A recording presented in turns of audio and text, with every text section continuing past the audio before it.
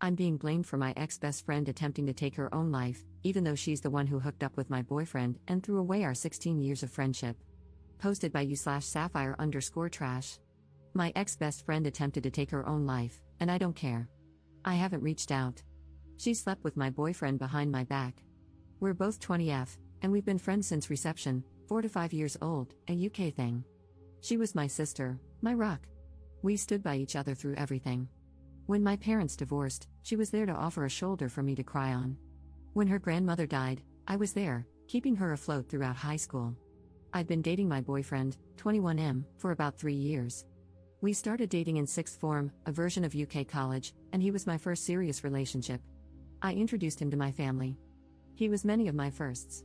He was sweet, a little awkward, being a gamer guy, but he treated me to date nights and always made me feel special. Maybe this is me being young and dumb, but I thought I'd marry this guy someday. This was something I told my best friend. Well, about a month ago, while my boyfriend was in the shower, I saw a text notification pop up on his phone. We look at each other's notifications all the time, so I grabbed his phone to see it. It was from her, asking if they were still on for tonight and if she should wear his favorite dress. He told me he was hanging out with friends and going drinking. Him going drinking with friends wasn't unusual, so I never thought anything of it, but in hindsight, I wonder how much of him going out was with friends and how much of it was going out with her. I saved screenshots of their conversations. I sent them to myself. I showed him the messages when he came out of the bathroom and demanded he explain himself. I couldn't contain how upset, angry, and hurt I was. An argument ensued, where I told him he was disgusting, and I left his place. Shortly after arriving home, I started getting bombarded with calls and texts from my best friend. I answered none of her calls. I couldn't stomach hearing her voice, but her texts ranged from, "She never meant to hurt me. My boyfriend hit on her first. It didn't mean anything." Then it got angry, saying I should hear her out. If I was a real friend, I would take her calls. I'm being petty and childish for not listening to her side. Then back to sad, saying I was her closest friend in the world and she didn't want to lose me. My boyfriend was strangely quiet during this time. After a few days, I got myself together enough to send them both messages. Maybe it was cowardly, but I didn't have the strength to call them. I told my now ex-boyfriend that we were done and I wouldn't give cheaters any chances with me. He responded by trying to call me, but after the third or fourth attempt, he gave up. He sent me a final message saying it wasn't that big of a deal, that they just fooled around, but agreeing he didn't want to date me anymore. My ex-best friend was more persistent after I told her I wanted nothing to do with her. Day after day, I'd get messages and calls from her. Demanding to talk. Demanding we resolve this. Demanding I not say anything to anyone. Saying she's stopped seeing him. Saying she'll unalive herself if I don't talk to her. Really messed up stuff. I ended up confiding in a mutual friend about what was going on because I was seriously beginning to wonder if I was being a bitch. This friend reassured me that my feelings were justified. However, I wasn't expecting this friend to spread around what happened. The gossip spread like wildfire, and a few days ago, my ex-best friend tried to take her own life. I said nothing. I haven't visited her in the hospital. I haven't sent any messages to her family. Now her older sister keeps messaging me, telling me I'm a heartless bitch for leaving her at her lowest. For not trying to prevent this. That everyone makes mistakes and that her sister didn't intentionally hurt me. Maybe it does make me a heartless bitch, but I don't care. I'm relieved she survived, but I'll never forgive her. I'll never forgive her betrayal. She destroyed our friendship when she slept with my boyfriend. Commenter. Good, don't contact her or her family, that's done for. You're not responsible for her mental health. And make better friends, not gossiping ones like the one who told everyone. Just cut them off. If your family tries to pressure you to be friends with her, warn them that you're not above going low contact with them. Block them all as well. Ops response. Unfortunately, I don't think the friend I confided in had intended for things to escalate so much. She really helped me understand that I wasn't being a terrible person for not giving my ex-BFF a second chance.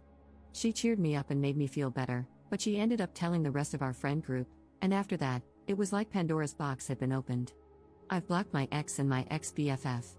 I've also blocked her sister, and it's looking like I'll need to block one of her cousins too. This makes me a little sad because I was always so close with her cousins. My dad agrees with me 100% and told me I'm doing the right thing. When I told my mom, I could tell she was disappointed and tried suggesting that I talk to my ex-BFF, but I shut that down really quickly, and she backed off. Update 1 month later. Hey again. It's been a while. First, I want to thank everyone for all their comments and support. In hindsight, I now realize I wasn't being a beach, but in the moment, when I was being bombarded by texts and calls from her family, it's hard not to let those thoughts mess with your head. I didn't know if I was going to post an update, but some things have happened, so this might get a little long, sorry. Giving fake names, ex-BFF is Nikki, her older sister is Tammy, and ex-BF is Josh. I'll name anyone relevant as I go. So I mentioned in a comment that my mom wanted to speak to me later that day. I had a few replies warning me that she would try to pressure me into forgiving Nikki, and they were right. She came over to my dad's that evening and wanted a conversation in private. She asked if I'd spoken to Nikki yet. I said no. She asked if I was going to. I said no. I was trying to be as firm as possible because I knew what she was about to do. She asked, "Don't you think you should?" My response was, "No. I don't see why I should." I sent her a final message almost a month ago. This is where things began to really go south in the conversation. "Mum, love, she's in the hospital right now. She needs all the support she can get. You're meant to be her friend." I didn't even know about her condition until her mother called me. Me, really? I meant to be her friend after she slept with Josh behind my back? I didn't say anything about her because I didn't want to talk about her.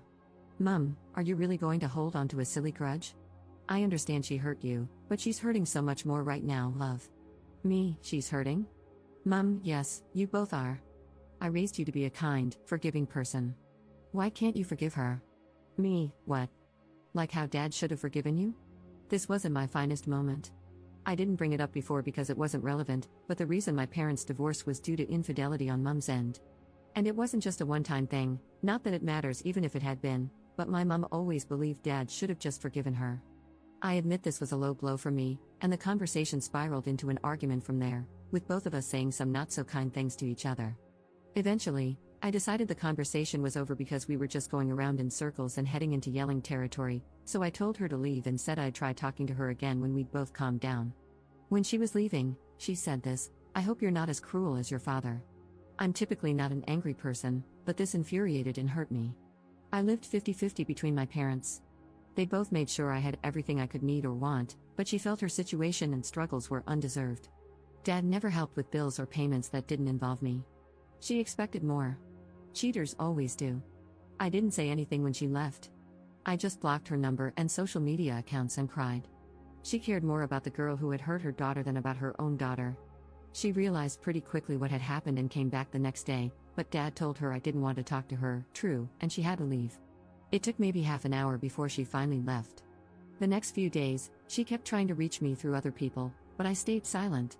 The Friday after my post, I decided I felt calm enough to talk to her and unblocked her. We spoke over the phone, which wasn't as exciting as the conversation above. Basically, it was her apologizing and telling me she was wrong for trying to force me to forgive Nikki, that she'd respect my decision, but she tried to suggest I think about it. I very firmly told her I was not forgiving Nikki. She just said, okay. Things didn't really feel the same with us. I couldn't bring myself to be as chatty with her as I was before, and it didn't help that she kept giving me updates about Nikki. The first time she did it, she told me Nikki had been put on a 72-hour psych hold, assessed, and eventually released. I told her I didn't want any updates on Nikki's situation. I wouldn't stop her from checking in, but I didn't want to be involved. She complained and said she thought I'd want to visit her, but I threatened to block her again if she kept pushing, and she shut up. Nothing was mentioned about Nikki for a couple of weeks before Mom again broke my boundary and brought her up, telling me about how Josh had stopped talking to her and how Nikki needed a shoulder to cry on. I again told her I didn't want to know, and this was her last chance not to bring her up or I would cut her from my life. She complained again but eventually promised it wouldn't happen again. Maybe I should have learned from my mistakes because I know my mother. She doesn't take no for an answer. It was really quiet for a while.